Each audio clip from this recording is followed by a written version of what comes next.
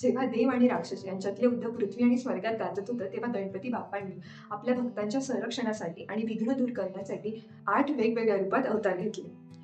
ही कथा आहे अष्टविनायकांची, म्हणजेच 8 गणपतींची, ज्यांनी महाराष्ट्रातील 8 पवित्र ठिकाणी स्वयंभू प्रकट होऊन भक्तांचं रक्षण केलं.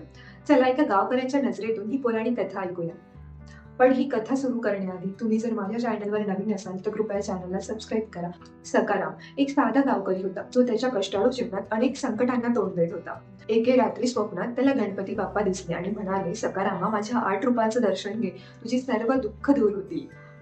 पण सकारामला प्रश्न पडला की नेमके हे 8 गणपती कोणते, त्यांची स्थाने कोणती आणि कोणत्या गणपतीचं पहिले दर्शन घ्यावं. आणि या सगळ्या प्रश्नांची उत्तरे त्याला गावातील जुन्या गुरुजींनी सांगितली. त्यांनी सांगितले की सकाराम ही अष्टविनायकांची पवित्र यात्रा आहे.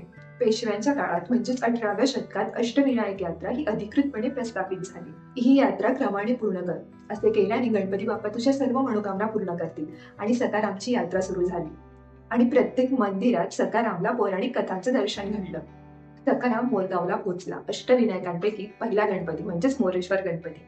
हे मंदिर गणेश भक्त असलेल्या मोरया गोसावी यांनी बांधले आहे.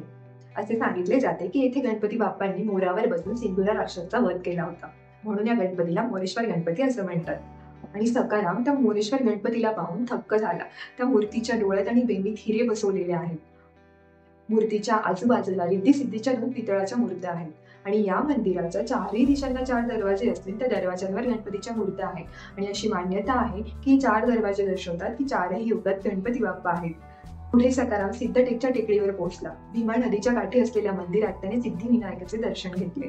गुरुजींच्या कथेनुसार जेव्हा भगवान विष्णू मधु आणि कैटभ राक्षसाशी लढत होते, तेव्हा त्यांना विजयासाठी सिद्धी हवी होती आणि तेथे त्यांनी भगवान गणपतीची उपासना केली आणि भगवान गणपतींनी भगवान विष्णूंना सिद्धी दिली आणि म्हणून या गणपतीला सिद्धिविनायक असं म्हटले जाते. आणि सकारामने सिद्धिविनायकाचे दर्शन घेत प्रार्थना केली की हे सिद्धिविनायका, मला बुद्धी आणि सामर्थ्य दे.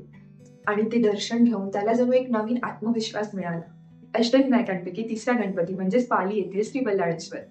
पालीच्या त्या हिरव्या डोंगरात सकाराम बल्लाळेश्वराच्या मंदिरात पोहोचला आणि त्या मंदिरातली ती मोठी मूर्ती पाहून तो आश्चर्यचकित झाला.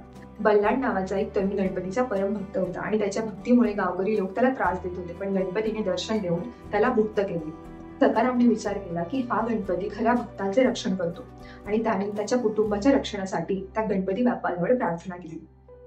अष्टविनायकातील चौथा गणपती म्हणजेच महाड येथील वरदविनायक. सकाराम या मंदिराजवळ पोहोचला आणि त्याने एक पवित्र तलाव पाहिला. गुरुजींची कथा त्याच्या मनात उमटली की गृत्समद नावाचे एक ऋषी होते. त्यांनी गणपतीची अर्थात विनायकाची उपासना तेथे केली आणि त्यांना विनायक प्रसन्न झाले. तेव्हा त्यांनी वर मागताना गणपतीकडे मागणी केली की तुम्ही येथेच वास्तव्य करा आणि सर्व भक्तांची इच्छा पूर्ण करा.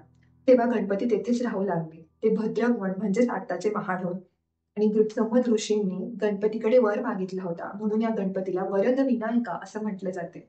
आणि सकारामने वरद विनायकाकडे त्याच्या कुटुंबाच्या समृद्धीसाठी प्रार्थना केली आणि त्याला वाटले की त्याच्या सर्व मनोकामना इथे पूर्ण होतील.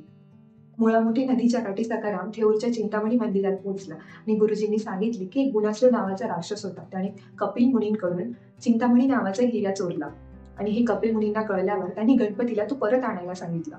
तेव्हा गणपतीने गुणासुराचा वध करून कपिल मुनींची चिंता मिटवली आणि म्हणून या गणपतीला चिंतामणी गणपती असे म्हटले जाते.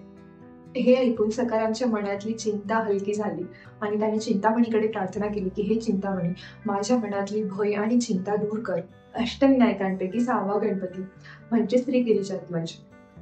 लेण्याद्रीच्या गृह मंदिरात 300 पायऱ्या चढून सकाराम गणपती समोर पोहोचला आणि गुरुजींची कथा आठवली की माता पार्वतीला पुत्रप्राप्तीची इच्छा होती आणि माता पार्वतीने तिथे उपासना केली, तपश्चर्या केली आणि तेव्हा गणपतीने त्यांना पुत्र रूपात दर्शन दिलं. आणि हे ऐकून सकारामने त्याच्या मुलांसाठी तेथे प्रार्थना केली आणि त्याला त्या ठिकाणी मातृप्रेमाची हूब जाणवली. आणि ह्या मंदिरातली मूर्ती ही दक्षिणाभिमुख आहे. अष्टविनायकांपैकी 7वा गणपती म्हणजे श्री विघ्नेश्वर. ओझरच्या मंदिरात सकारामने विघ्नेश्वराचे दर्शन घेतले आणि त्याला गुरुजींची कथा आठवली की विघ्नासूर नावाचा एक राक्षस होता आणि तो देवांना खूप त्रास देऊ लागला आणि गणपती बाप्पांनी त्याचा वध करून विघ्न दूर केले. हे ऐकल्यानंतर सकारामने विचार केला की माझी अडथळे आता दूर होतील आणि त्याने गणपती बाप्पांकडे विघ्नहर्ता म्हणून प्रार्थना केली. अष्टविनायकांपैकी 8वा गणपती म्हणजेच रांजणगावचा महागणपती. सकाराम रांजणगावच्या महागणपतीला पोहोचला आणि गुरुजींची कथा त्याच्या मनात रुजू घालू लागली. त्रिपुरासूर नावाचा राक्षस देवांना खूप त्रास देऊ लागला आणि भगवान शिवांनी त्याचा वध करण्यासाठी तेथे गणपतीची उपासना केली आणि गणपती बाप्पांनी त्याचा वध करण्यास मदत केली. आणि ही कथा ऐकून सखारामने महागणपतीजवळ विजय आणि शक्तीसाठी प्रार्थना केली. या मंदिरातली मूर्ती पूर्वाभिमुख आहे आणि ही मूर्ती तळघरात आहे. या मंदिराची रचना अशा प्रकारे केली गेली आहे की थेट सूर्यकिरणे त्या मूर्तीवर पडतात.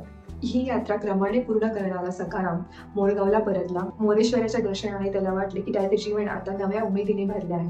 त्याच्या मनातली चिंता, संकट, भय दूर झाले होते आणि गणपती बाप्पांच्या आशीर्वादाने तो आनंदी आणि समाधानी झाला.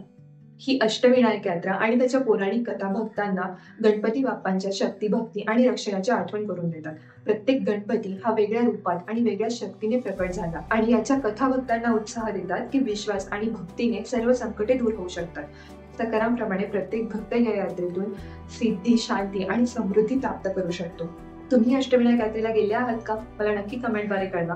माहिती कशी वाटली तेही सांगा. व्हिडिओला लाईक आणि शेअर करायला विसरू नका. धन्यवाद.